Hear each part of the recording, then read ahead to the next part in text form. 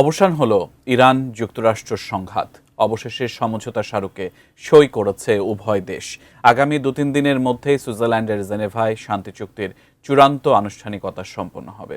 এদিকে ফ্রান্সে অনুষ্ঠিত G7 শীর্ষ সম্মেলনে যোগ দিয়েই মধ্যপ্রাচ্য ও ইউরোপে শান্তি ফেরানোর ঘোষণা দিয়েছেন মার্কিন প্রেসিডেন্ট ডোনাল্ড ট্রাম্প। হঠাৎ কেন এই উদ্যোগ তাঁর?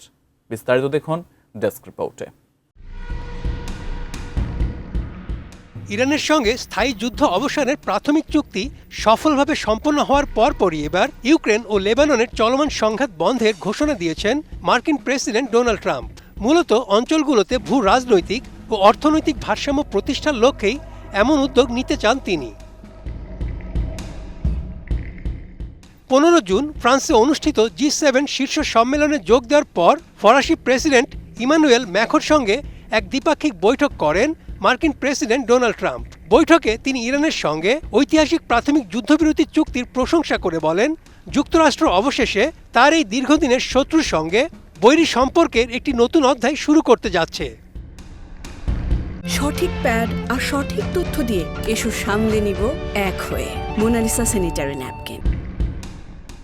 ট্রাম্প আরও বলেন, তিনি মনে করেন মধ্যপ্রাচ্যে এখন অনেক ভালো কিছু ঘটতে যাচ্ছে এবং ইরানের সঙ্গে সম্পাদিত এই চুক্তিটি সমগ্র বিশ্বের জন্য অনেক বড় সাফল্য বয়ে নিয়ে আসবে। ইরান সংকট সমাধানের পর ট্রাম্প এখন ইউক্রেন ও রাশিয়ার মধ্যে দীর্ঘস্থায়ী যুদ্ধ বন্ধ এবং লেবাননের সশস্ত্র সংঘাত অবসানের দিকে পূর্ণ মনোযোগ দেওয়ার কথা জানিয়েছেন। তিনি দাবি করেন 14 জুন ইউক্রেনের প্রেসিডেন্ট ভলোদিমির জেলেনস্কি এবং রাশিয়ার প্রেসিডেন্ট ভ্লাদিমির পুতিনের সঙ্গে তার অত্যন্ত ফলপ্রসূ ও ইতিবাচক ফোনালাপ হয়েছে এবং দুই নেতাই শান্তি আলোচনার বিষয়ে বেশ ইতিবাচক মনোভাব দেখিয়েছেন। আন্তর্জাতিক সংবাদ মাধ্যম অ্যাসোসিয়েটেড প্রেসের এক প্রতিবেদনে বলা হয়েছে, ইউক্রেনের প্রেসিডেন্ট জেলেনস্কি এই G7 সম্মেলনে ট্রাম্প এবং ইউরোপীয় নেতাদের উপস্থিতিতে রাশিয়ার প্রেসিডেন্ট পুতিনের সঙ্গে একটি যৌথ বৈঠকের প্রস্তাব দিয়েছিলেন। তবে ক্রেমলিনের পক্ষ থেকে এই বিষয়ে কোনো সাড়া দেওয়া হয়নি।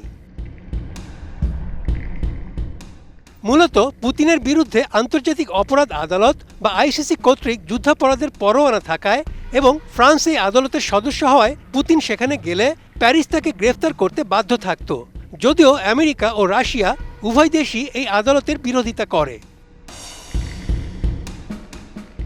G7 শীর্ষ সম্মেলনে অংশ নেওয়া বিশ্ব নেতারা কেবল পূর্ব ইউরোপ ও মধ্যপ্রাচ্যের যুদ্ধের প্রভাব নিয়েই আলোচনা করছেন না, বরং বৈশ্বিক অর্থনৈতিক ভারসাম্যহীনতা দূরীকরণ এবং AI প্রযুক্তির সঠিক ব্যবহার নিয়ে সাধারণ ঐক্যমতে পৌঁছানোর চেষ্টা করছেন।